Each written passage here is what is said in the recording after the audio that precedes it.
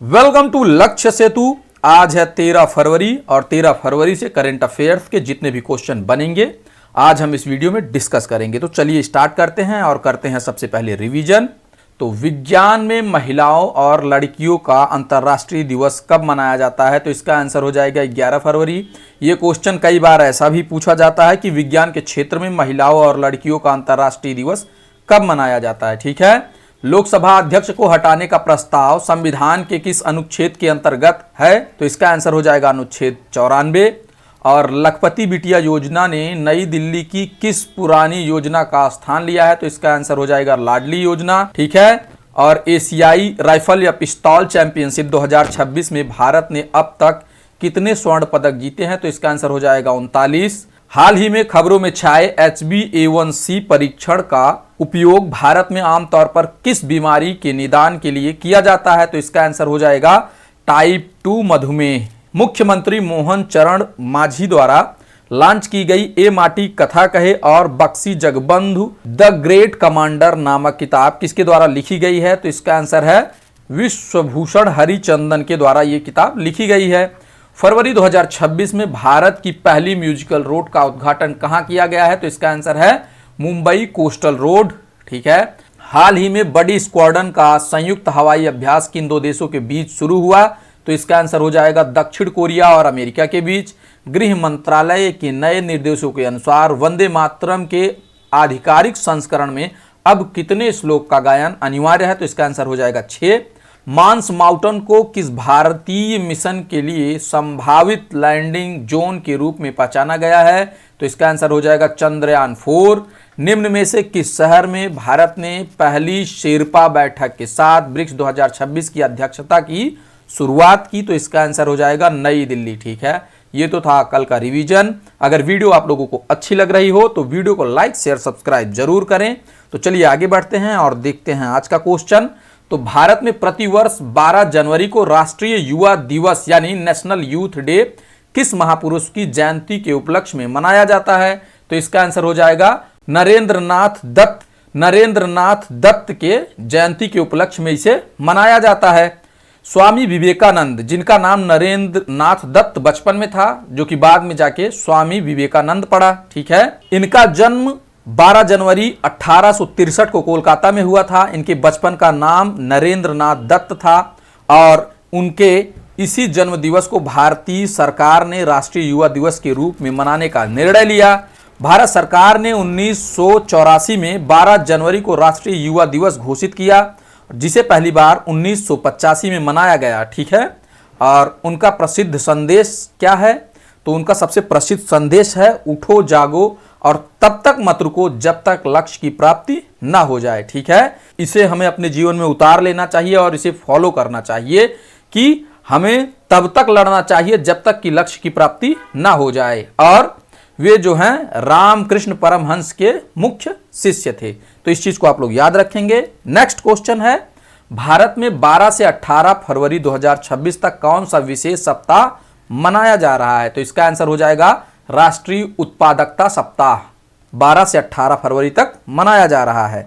राष्ट्रीय उत्पादकता परिषद यानी नेशनल प्रोडक्टिविटी काउंसिल भारत में उत्पादकता संस्कृति को बढ़ावा देने वाला एक प्रमुख संस्थान है। इसकी स्थापना 12 फरवरी 1958 को हुई थी, इसलिए 12 फरवरी 2026 को यह अपना 68वां स्थापना दिवस मना रहा है। ठीक है।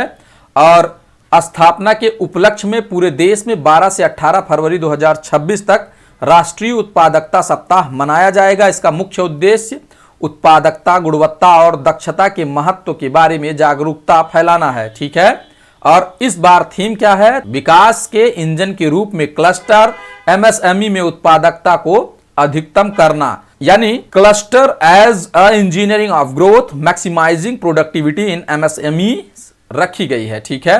इस वर्ष का मुख्य फोकस क्लस्टर आधारित विकास पर है। इसका मतलब यह है कि एक ही क्षेत्र में छोटे उद्योग को समूह बनाकर उनकी कार्यक्षमता, तकनीकी और संसाधनों को साझा करना ताकि वे वैश्विक स्तर पर प्रतिस्पर्धा कर सकें। तो नेक्स्ट क्वेश्चन है, हाल ही में सहकारिता मंत्रालय द्वारा शुरू की गई श्वेत क्रांति 2.0 का मुख्य लक्ष्य क्या है? तो इसका मुख्य लक्ष्य है अगले 5 वर्षों में दूध के आयात को 50% तक बढ़ाना, ठीक है। और इसका अंतिम लक्ष्य क्या है? 2028-29 तक दूध की खरीदी को बढ़ाकर 1007 लाख किलोग्राम प्रतिदिन करना है। लेकिन इस क्वेश्चन पे आप लोग विशेष ध्यान देंगे कि कभी भी क्वेश्चन अगर ऐसा पूछा जा रहा है कि तो मुख्य फोकस क्या है और लास्ट फोकस क्या है, तो दोनों चीजों को आप ध्यान देंगे। श्वेत क्रांति 2.0 भारत सरकार की एक नई पहल है जिसका उद्देश्य सरकारी समितियों के माध्यम से देश के दूध उत्पादन क्षेत्र को और अधिक शक्तिशाली बनाना है। इसकी घोषणा सहकारिता मंत्रालय द्वारा की गई है और इसका मुख्य लक्ष्य अगले 5 वर्षों में सहकारी समितियों द्वारा खरीदे जाने वाले दूध की मात्रा में 50% की वृद्धि हो, ठीक है। इसका अंतिम लक्ष्य है वर्ष 2028-29 तक प्रतिदिन 1007 लाख किलोग्राम दूध इकट्ठा करना, ठीक है। पहली श्वेत क्रांति ने भारत को दूध में आत्मनिर्भर बनाया था, लेकिन 2.0 का ध्यान इन खास बातों पर है। गांवों में सहकारी समितियों का दायरा बढ़ाना और दूध रखने और ढोने के लिए बेहतर मशीनें और बुनियादी ढांचा तैयार करना और महिलाओं की भागीदारी को इसमें बढ़ाना है, ठीक है। इस क्षेत्र में काम कर रही महिलाओं को पहचान दिलाना और उन्हें संगठित क्षेत्र से जोड़ना है, ठीक है। तो इनके मुख्य लक्ष्यों को भी आप ध्यान में रखेंगे। नेक्स्ट क्वेश्चन है, सहकारी क्षेत्र में विश्व की सबसे बड़ी अनाज भंडारण योजना के अंतर्गत किस जिले को पायलट जिले के रूप में चुना गया है? तो इसका आंसर हो जाएगा बालघाट मध्य प्रदेश, ठीक है। बालघाट मध्य प्रदेश को चुना गया है। भारत सरकार ने सहकारी क्षेत्र में विश्व की सबसे बड़ी अनाज भंडारण योजना शुरू की है। इसका मुख्य उद्देश्य गांवों में अनाज को सुरक्षित रखने के लिए बड़े गोदाम बनाना है ताकि किसानों को अपना अनाज दूर न ले जाना पड़े, ठीक है। इस विशाल योजना की शुरुआत के लिए मध्य प्रदेश के बालघाट जिले को पायलट प्रोजेक्ट प्रायोगिक परियोजना के रूप में चुना गया है। यहाँ के पारसवाड़ा में 500 मीट्रिक टन की क्षमता वाला एक आधुनिक गोदाम बनाया गया है जिसका उद्घाटन प्रधानमंत्री ने 24 फरवरी 2024 को किया था, ठीक है। और किसानों को क्या फायदा होगा? मजबूरी में बिक्री नहीं, यानी अब किसानों को फसल काटते ही सस्ते दामों में अनाज बेचने की जरूरत नहीं होगी। वे उसे इन गोदामों में रखकर सही दाम मिलने तक का इंतजार कर सकते हैं, ठीक है। और ज्यादा सब्सिडी, यानी इस योजना के तहत सरकार ने प्राथमिक कृषि ऋण समितियों के लिए सब्सिडी को 25% से बढ़ाकर 33.33 यानी 33.33% कर दी है, ठीक है। और वैज्ञानिक भंडारण क्या है? तो खेतों के पास गोदाम होने से अनाज सड़ने या खराब होने का डर कम हो जाएगा और परिवहन का खर्च भी बचेगा, ठीक है।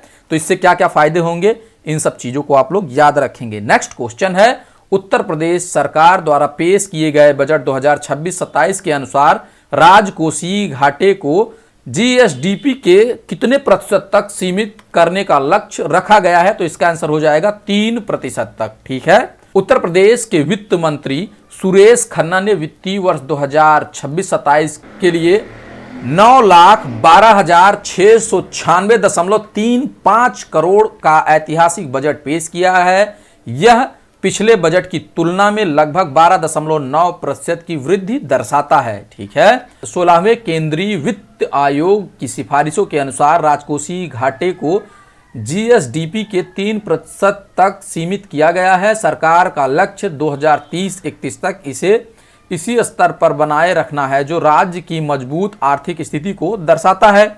बजट में बुनियादी ढांचे के विकास पर जोर देते हुए कुल व्यय का 19.5% हिस्सा पूंजीगत व्यय के लिए रखा गया है। यह पैसा नई सड़कों, पुलों और औद्योगिक गलियारों के निर्माण में खर्च होगा, ठीक है।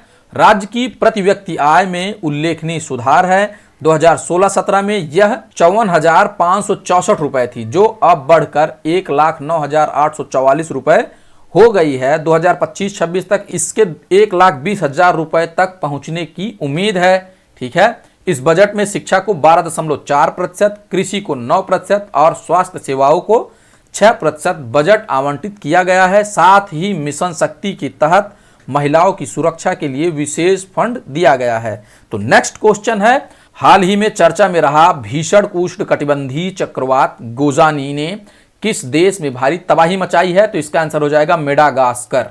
तो मेडागास्कर ये है, और तो इसका बंदरगाह जो है वो तोमासीना है। तो मैं आप लोगों को एक क्वेश्चन दे रहा हूं कि ये देश किस महाद्वीप से संबंधित है? इसका आंसर आप लोग हमें कमेंट बॉक्स में देंगे।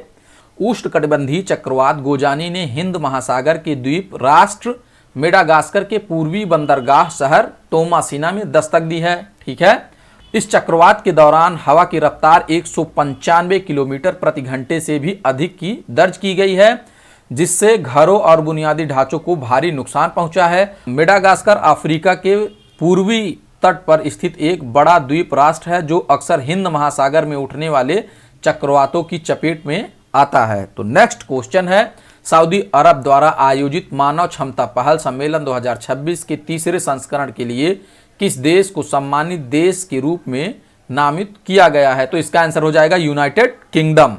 सऊदी अरब 3 से 4 मई 2026 को रियाद में मानव क्षमता पहल के तीसरे संस्करण का आयोजन करेगा।